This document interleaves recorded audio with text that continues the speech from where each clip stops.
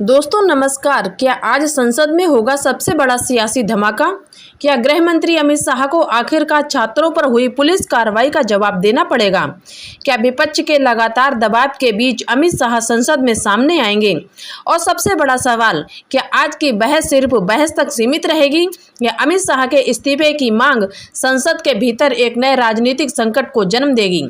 20 जुलाई को शुरू हुआ विवाद अब संसद के अंदर पहुंच चुका है। विपक्ष सवाल पूछ रहा है, छात्रों पर पुलिस कार्रवाई क्यों हुई, किसके आधार पर हुई, किसके आदेश पर हुई, क्या जरूरत से ज्यादा बल प्रयोग किया गया? अगर सरकार के पास जवाब है तो गृह मंत्री अमित शाह खुद संसद में जवाब क्यों नहीं दे रहे? लेकिन अब सरकार की तरफ से बड़ा बयान दोस्तों आ चुका है। संसदीय कार्य मंत्री किरण रिजिजू ने कहा कि सरकार छात्रों के विरोध और पुलिस कार्रवाई के हर पहलू पर संसद में चर्चा के लिए तैयार है। गृह मंत्री अमित शाह इस मुद्दे पर जवाब जरूर देंगे। तो सवाल अब सिर्फ इतना नहीं कि संसद चलेगी या नहीं, सवाल है अमित शाह बोलेंगे तो क्या होगा? क्या विपक्ष उन्हें बोलने देगा? क्या सरकार विपक्ष के सवालों का जवाब देगी? क्या हंगामा होगा? क्या कार्यवाही फिर स्थगित होगी? क्या इस पूरे विवाद में इस्तीफे की मांग और तेज होगी? आज की इस पूरी कहानी में हम एक एक करके समझेंगे कि संसद में आखिर चल क्या रहा है। दोस्तों नमस्कार। आपसे वीडियो शुरू करने से पहले आपसे विनम्र अनुरोध है कि अगर आप पहली बार हमारा चैनल विजिट कर रहे हैं तो इस चैनल को सब्सक्राइब करके बेल आइकन को जरूर दबा लें। और अगर आजकल जो देश में चल रहा है उसको देखते हुए अगर आप चाहते हैं कि राहुल गांधी हमारे देश के प्रधानमंत्री बने तो एक बार राहुल गांधी जिंदाबाद जरूर लिखें। इस वक्त देश की राजनीति से जो सबसे बड़ी तस्वीर सामने आ रही है वो बेहद गंभीर है। संसद के भीतर सरकार और विपक्ष के बीच टकराव लगातार बढ़ रहा। मुद्दा है छात्रों का आंदोलन, मुद्दा है 20 जुलाई की पुलिस कार्रवाई, मुद्दा है उस कार्रवाई की जवाबदेही। और अब इस पूरे विवाद के क्रम में आ गया एक नाम, गृह मंत्री अमित शाह। विपक्ष लगातार मांग कर रहा कि अमित शाह संसद में आए, जवाब दें और जिम्मेदारी तय हो। दूसरी तरफ सरकार कह रही है कि चर्चा के लिए हम तैयार हैं। संसदीय कार्य मंत्री किरण रिजिजू ने साफ कहा कि सरकार छात्रों के विरोध, उससे जुड़ी पुलिस कार्रवाई के हर पहलू पर विस्तृत चर्चा के लिए तैयार है। गृह मंत्री अमित शाह जवाब देंगे, लेकिन यहीं से कहानी और ज़्यादा दिलचस्प हो जाती है, क्योंकि विपक्ष सिर्फ चर्चा नहीं चाहता। विपक्ष की मांग है कि सरकार जवाबदेही तय करे, अमित शाह के इस्तीफा पर फैसला हो। दोस्तों सरकार कह रही है बहस करिए, विपक्ष कह रहा है पहले जवाबदेही तय करिए। सरकार कह रही है अमित शाह जवाब देंगे, विपक्ष कह रहा है सिर्फ बयान नहीं जिम्मेदारी चाहिए। और इसी टकराव ने संसद की कार्रवाई को लगातार दोस्तों प्रभावित किया। रिपोर्टों के मुताबिक ये गतिरोध करीब 2 सप्ताह से संसद के कामकाज को प्रभावित कर रहा है। तो आज का सबसे बड़ा सवाल यह है कि अमित शाह संसद में विपक्ष के सवालों का सामना करेंगे या फिर ये राजनीतिक टकराव और ज़्यादा बढ़ेगा। दोस्तों आपको बता दें 20 जुलाई इसी दिन छात्रों के विरोध प्रदर्शन और संसद की ओर मार्च को लेकर दिल्ली में बड़ा तनाव हुआ था। प्रदर्शनकारियों और पुलिस के बीच टकराव की खबरें सामने आईं। इसके बाद विपक्ष ने पुलिस कार्रवाई पर सवाल खड़े किए। विपक्ष का आरोप है कि प्रदर्शन कर रहे छात्रों के खिलाफ जरूरत से ज़्यादा बल प्रयोग किया गया। वही सरकार और पुलिस का पक्ष अलग है। सरकार का कहना है कि पूरे मामलों को तथ्यों के आधार पर देखा जाना चाहिए, संसद में इस पर चर्चा की जा सकती है। यही वजह है कि अब संसद के भीतर ये मामला सिर्फ कानून व्यवस्था का मुद्दा नहीं रहा, ये राजनीतिक जवाबदेही का मुद्दा बन गया, क्योंकि दिल्ली पुलिस गृह मंत्रालय के प्रशासनिक नियंत्रण में आती है। इसलिए विपक्ष सीधे गृह मंत्री अमित शाह से सवाल पूछ रहा। विपक्ष का तर्क है कि अगर राजधानी में इतना बड़ा पुलिस ऑपरेशन हुआ, छात्र घायल हुए, गिरफ्तारियां हुई, विरोध इतना बड़ा था तो गृह मंत्री को संसद में आकर जवाब देना चाहिए। यही मांग अब संसद के अंदर लगातार उठ रही। विपक्ष की रणनीति को समझिए। विपक्ष सिर्फ ये नहीं कह रहा कि घटना पर चर्चा हो, उसका कहना है कि घटना की राजनीतिक जिम्मेदारी भी तय हो। यही वजह है कि अमित शाह के इस्तीफे की मांग उठ रही है। राहुल गांधी ने भी अमित शाह के खिलाफ कड़ा रुख अपनाते हुए इस्तीफे की मांग दोस्तों कर दी है। अगर सरकार के पास कार्रवाई को सही साबित करने का कारण है तो वे संसद में खुलकर जवाब क्यों नहीं?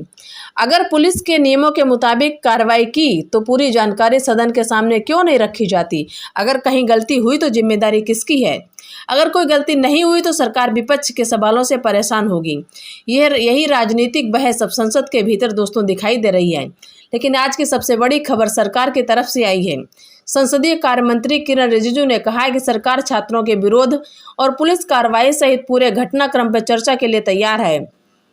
सबसे महत्वपूर्ण बात है कि उन्होंने कहा कि गृह मंत्री अमित शाह इस मुद्दे पर जवाब देंगे।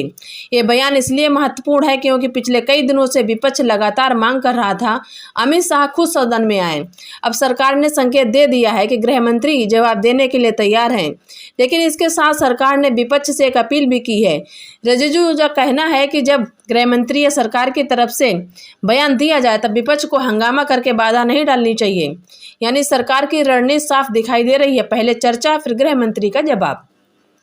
सरकार चाहती है कि जवाब के दौरान सदन में व्यवधान ना हो, लेकिन यहीं पर सबसे बड़ा राजनीतिक टकराव है, क्योंकि विपक्ष की राजनीति सिर्फ सुनने तक सीमित नहीं रहती। विपक्ष जवाब देगा, सवाल पूछेगा, आरोप लगाएगा और इस्तीफे की मांग दोहराएगा।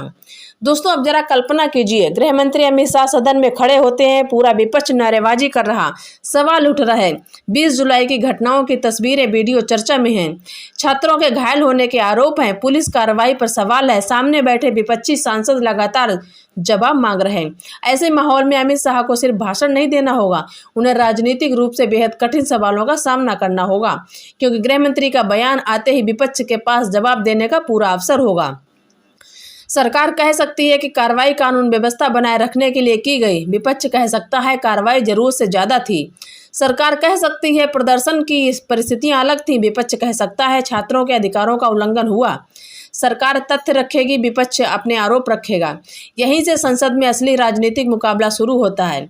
अब आते हैं सबसे सनसनीखेज सवाल पर कि अमित शाह का इस्तीफा हो जाएगा।